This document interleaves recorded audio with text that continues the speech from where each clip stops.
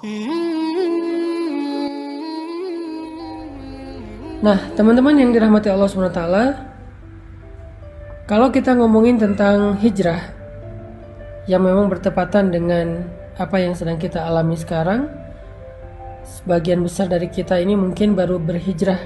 Ada yang hijrah status. Hijrah status itu dari pacaran jadi nggak pacaran.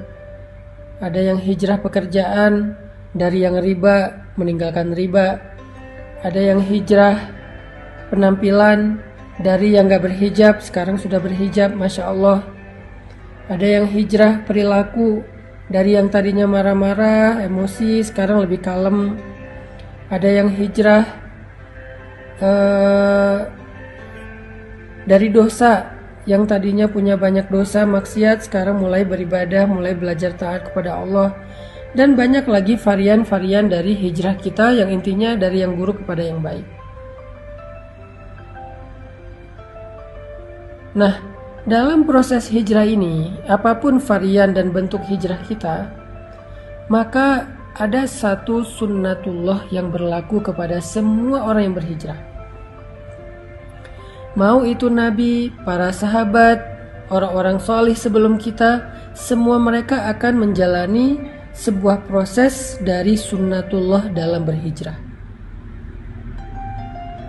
Mau dia hijrah dari pekerjaan riba, mau dia hijrah dari ninggalin pacaran, mau dia hijrah dari membuka aurat jadi pakai hijab, apapun bentuk hijrahnya, semuanya akan mengalami sebuah fase, mengalami sebuah proses yang sudah Allah jadikan sebagai sunnatullah dalam berhijrah. Tinggal nanti kita memperhatikan bentuk dari sunnatullah itu dalam proses hijrah kita apa. Semuanya ngalamin. Para ulama mengatakan dalam hijrah itu ada dua fase yang akan dialami oleh semua orang yang melakukan proses hijrah. Ada dua fase yang ada di dalam sunnatullah yang saya sebutkan tadi. Jadi semua orang yang berhijrah pasti akan mengalami dua fase, dua tahapan, dua adegan besar dalam proses hijrahnya. Fase yang pertama kata ulama adalah fase ibtila. Fase ibtila. Dan fase yang kedua adalah fase tamkin.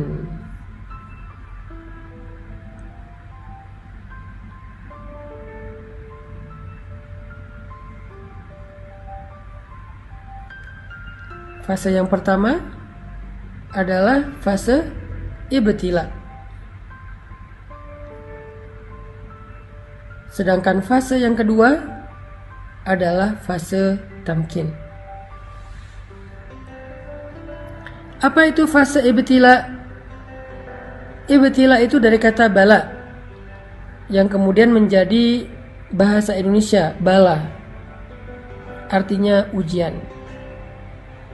Jadi semua orang yang melakukan hijrah, baik dia hijrah dari yang buruk kepada yang baik, maupun bahkan hijrah dari non-muslim menjadi muslim, converting to Islam. Semua yang menjalankan proses pergantian ini, shifting ini, converting ini kepada yang lebih baik, berhijrah di jalan Allah, maka dia akan mengalami fase yang pertama semuanya, yaitu fase ibtila, fase ujian. Semuanya. Maka nanti teman-teman bisa ngecek di dalam Al-Quran, yaitu surat Al-Ankabut ayat pertama, kedua, dan ketiga. Surat Al-Ankabut, coba kita buka Al-Quran. Surat Al-Ankabut. Surat Al-Ankabut itu surat 29, ayat pertama, kedua, dan ketiga.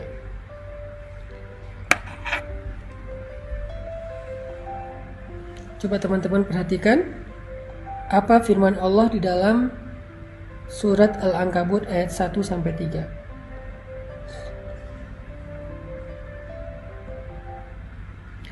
A'udzu billahi minasy syaithanir rajim. Bismillahirrahmanirrahim. Alif Lam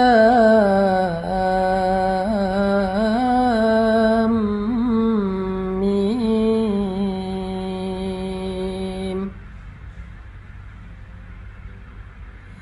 Ahasiban nasu an yutraku an yaqulu آمنا أن يقولوا آمنا وهم لا يفتنون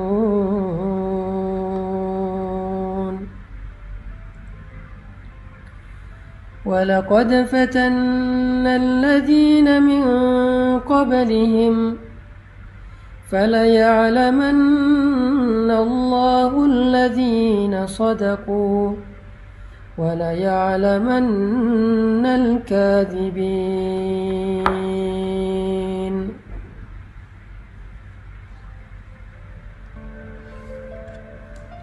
Alif Lam Mim. Apakah manusia mengira akan dibiarkan saja dia berkata kami telah beriman, sedangkan mereka tidak lagi diuji? Padahal sungguh kami telah menguji orang-orang sebelum mereka.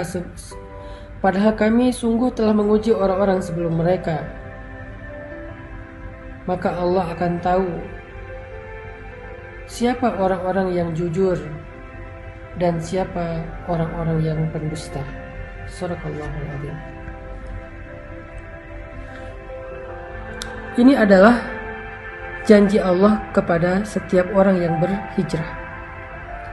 Orang yang mengatakan saya pengen berubah, orang yang mengatakan saya pengen beriman, orang yang mengatakan saya pengen bertaubat, orang yang mengatakan saya pengen ninggalin riba, orang yang mengatakan saya pengen ninggalin pacaran, orang yang mengatakan saya pengen ninggalin masa lalu yang penuh dengan dosa. Lalu Allah mengatakan, hasiban nasu ayyutraku ayyaqulu amanna wa hum la yuftanun. Apakah mereka manusia mengira akan dibiarin aja mengatakan hal-hal itu?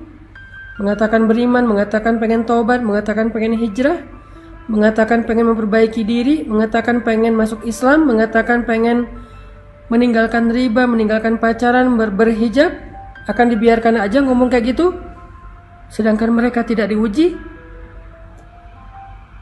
Ini pertanyaan dari Allah dalam bentuk, ini pernyataan dari Allah dalam bentuk pertanyaan. Jadi Allah menyampaikan sebuah berita, bentuknya pertanyaan, kayak sindiran gitu. Seolah-olah Allah pengen ngasih tahu, emang kalian pikir dengan udah berhijrah, udah selesai, Allah nggak akan nguji lagi.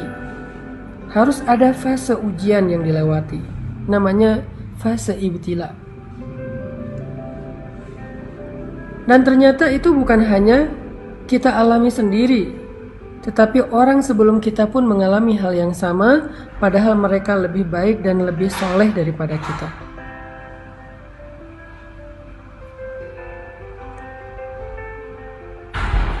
وَلَقَدْ فَتَنَّا الَّذِينَ مِنْ قَبْلِهِمْ فَلَيَعْلَمَنَّ اللَّهُ الَّذِينَ صَدَقُوا وَلَيَعْلَمَنَّ الْكَاذِبِينَ. Dan sungguh kami sudah pernah menguji orang-orang sebelum mereka, sehingga Allah tahu siapa di antara mereka yang benar, yang jujur, dan siapa di antara mereka yang dusta.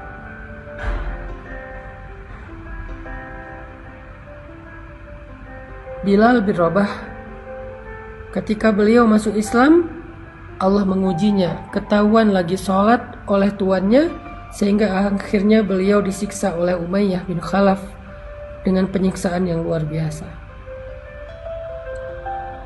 Asiyah istri Fir'aun ketahuan sudah beriman kepada agamanya, Musa langsung disalib di pohon korma oleh suaminya sendiri sampai wafat.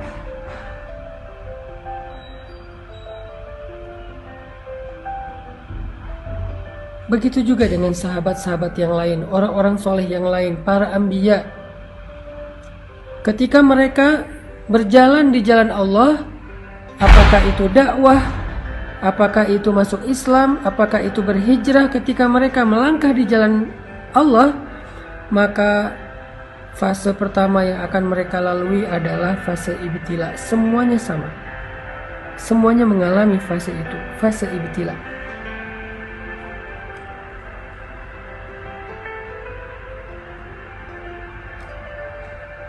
Semuanya mengalami itu. Cuman varian dan bentuk dari ibtila dan ujian itu yang beda-beda antara satu dengan yang lain, teman-teman. Jadi kita nggak sendiri. Orang yang lebih soleh dari kita pun mengalami. Kalau kita protes bilang, ya Allah kenapa saya? Enggak, bukan kita doang. Kita mungkin kegeeran kalau kita bilang, kenapa saya? Atau mungkin kita salah kias, salah membandingkan. Ngelihat ada orang yang berhijrah tapi kayaknya dia mulus-mulus aja proses hijrahnya. Jangan-jangan kita nggak tahu. Jangan-jangan kita nggak terlalu dekat dengan dia. Jangan-jangan kita salah sangka tentang dia.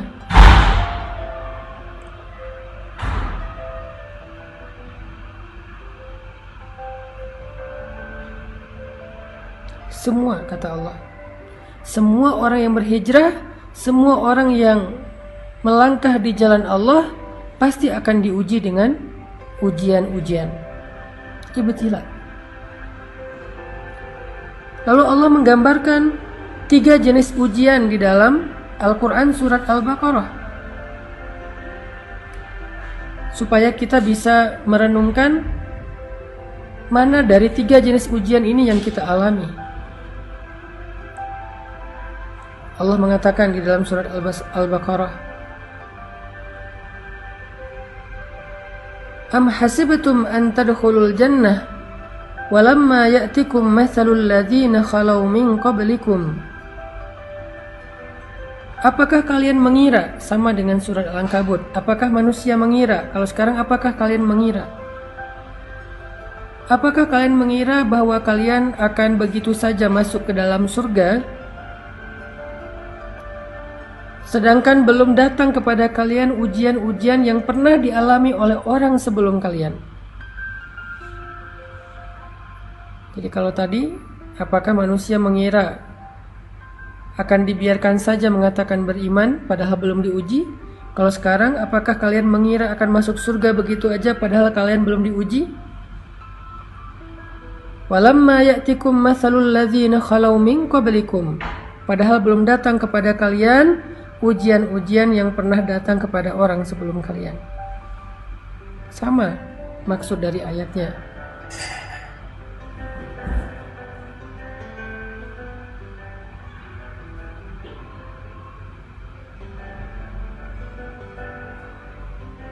Lalu setelah itu Allah menjelaskan 3 bentuk dari ujian. 3 bentuk ujian. Ujian yang pertama, kata Allah, massathumul ba'sa. Mereka diberikan ujian fisik. Wad-dharra, mereka diberikan ujian harta. Wazulzilu, mereka diuji dengan ujian perasaan. 3 jenis ujian, kata Allah. Ba'sa, dharra, zulzilu.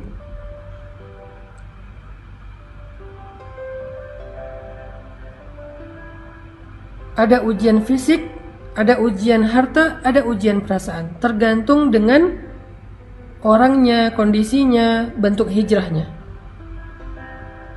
Kalau tadi kita membaca mbaknya sedang diuji dengan ujian harta, yang ketika dia meninggalkan pekerjaan yang ada ribanya, maka kemudian dia tidak mendapatkan pekerjaan lain sehingga dia sekarang mengalami kesulitan secara finansial. Ini ujian dharra, ujian harta.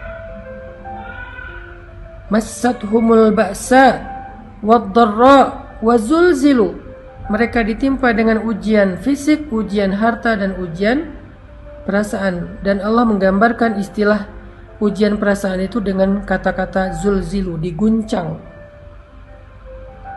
Rasanya itu kayak tergoncang. Ini adalah fase yang Allah janjikan kepada semua orang yang berhijrah. Gak ada yang enggak, semua ngalamin. Ada yang mengalaminya ujian fisik, lelah, sakit. Kalau sahabat dulu disiksa. Ada yang mengalami ujian harta, ditipu orang, kelaparan, bangkrut, gak punya kerjaan, gak punya penghasilan, habis hartanya.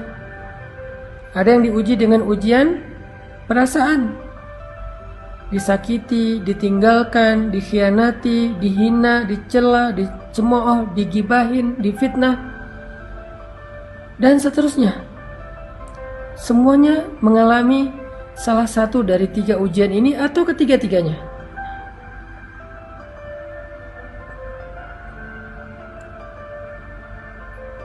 Saking beratnya ujian yang dialami oleh Nabi dan para sahabat,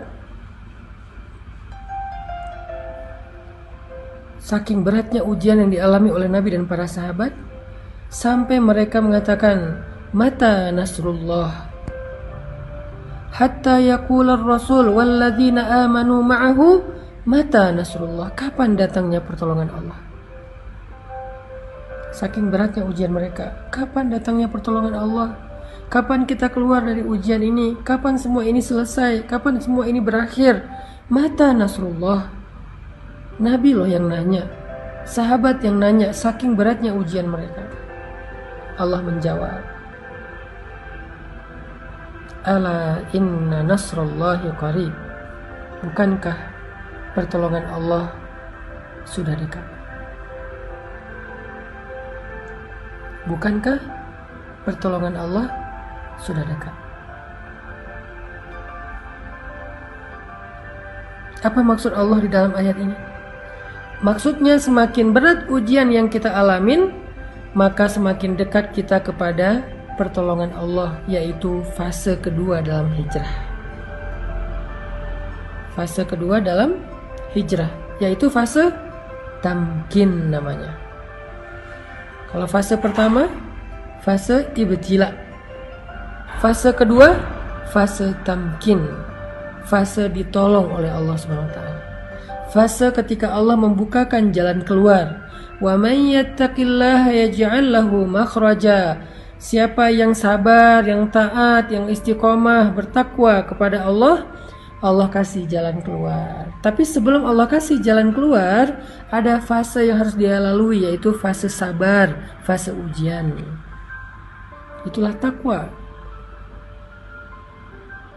Karena takwa bukan sekedar ibadah, tetapi kesabaran dalam menghadapi ujian. Itulah fase yang akan kita lalui, atau yang sedang kita lalui buat sebagian yang baru berhijrah. Itu semuanya ngalamin. Jadi ketika kita mengalami fase ibtila, fase ujian kayak gini, la tahzan, jangan berkecil hati.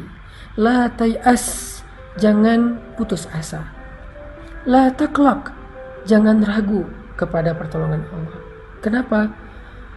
Itu bukan tanda-tanda bahwa kita salah memilih jalan. Karena jalan yang kita pilih dulu, yang kita lalui dulu itu adalah jalan yang salah. Jadi ketika kita meninggalkan jalan yang salah itu, walaupun kita belum menemukan jalan yang lebih baik, maka setidaknya kita sudah meninggalkan jalan yang salah, yang buruk, yang merugikan kita. Dan itu sebuah kemajuan, itu sebuah kebaikan. Jangan sampai kita menyesal meninggalkan pekerjaan yang ada ribanya dengan mengatakan, duh, sekarang saya nggak punya penghasilan, saya nggak punya pemasukan, saya nggak punya pekerjaan. Sedih juga sih udah ninggalin kerjaan yang dulu. Kalau dulu masih ada penghasilan, walaupun haram. Enggak. Keadaan kita sekarang tanpa penghasilan itu lebih baik daripada dulu ketika kita mendapatkan harta-harta yang haram. Sekarang tuh lebih baik. Walaupun mungkin sedikit merepotkan keluarga. Ada ujian tadi, dihina orang, diomongin orang,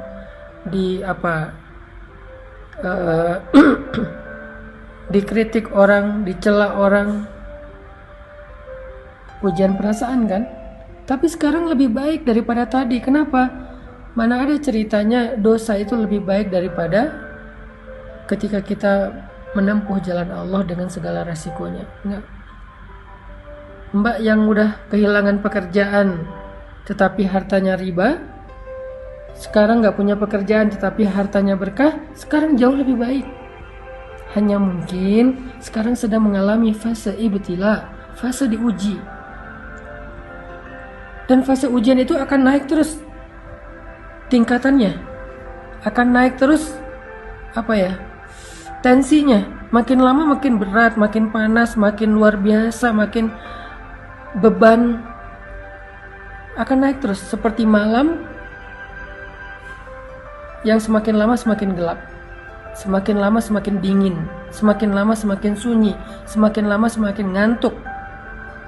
Kayak gitu memang fasenya, kayak orang panas naik terus kayak orang demam naik terus panasnya. Tapi ketika udah berada di puncak, udah berat banget, gak ketahan lagi, sampai kita bertanya kapan selesainya semua ini, kapan berakhir dan segala macam, Allah menjawab teriakan kita. Allah menjawab pertanyaan kita. Kata Allah, ala inna nasrallahi qarib. Sungguh pertolongan Allah udah dekat, wahai hambaku. Jangan berputus asa, jangan menyerah dulu. Pertolongan Allah udah dekat. Sabar dikit aja lagi. Karena kalau kamu menyerah sekarang, maka sia-sia semua kesabaranmu selama ini. Karena udah hampir sampai. Kalau balik arah lagi, jauh lagi tuh. Udah tempuh aja perjalanan ini. Sabar dikit, gak punya penghasilan sekarang. Sabar dikit kalau kita jadi single, jomblo sendiri, gak ada siapa-siapa. Di usia yang segini belum dapat jodoh. Dikit lagi. La taqlaq, jangan ragu sama janji Allah. Innahu la yukhliful mi'ad. Allah gak pernah ingkar janji. Masih ingat kisah ibu Musa yang menghanyutkan bayinya ke sungai Nil? Apakah Allah ingkar janji? Masih ingat kisah perang Badar, para sahabat yang ditolong oleh para malaikat? Apakah Allah ingkar janji? Masih ingat cerita Musa hijrah ke Madian kemarin? Apakah Allah ingkar janji? Masih ingat cerita-cerita yang kita bahas di live berikutnya, kisah-kisah yang ada di dalam Al-Quran sebagai bukti? Apakah Allah ingkar janji? Kalla, sama sekali enggak. Jadi jangan ragu, jangan sampai kita suuzon sama Allah, jangan sampai kita ngerasa bahwa kita salah pilih jalan, lalu kita menyesal sudah memilih jalan Allah ini, jalan hijrah. La taqlaq, jangan meragukan Allah. La tahzan, jangan berkecil hati. La tay'as, jangan berputus asa. Ala inna nasrallahi qarib. Pertolongan Allah sebentar lagi akan datang. Udah on the way. Pertolongan Allah udah on the way. Bentar lagi sampai. Jangan sampai kita cancel ordernya. Padahal kurirnya udah hampir sampai tuh di depan rumah kita. Dikit lagi. Kenapa Allah tunggu lama banget? Kenapa Allah kasih saya waktu sampai kayak gini? Fala ya'lamannallahu alladhina shadaqu wa la ya'lamannal kadhibin. Allah pengen lihat siapa dari kita yang layak mendapatkan betapa istimewanya pertolongan Allah.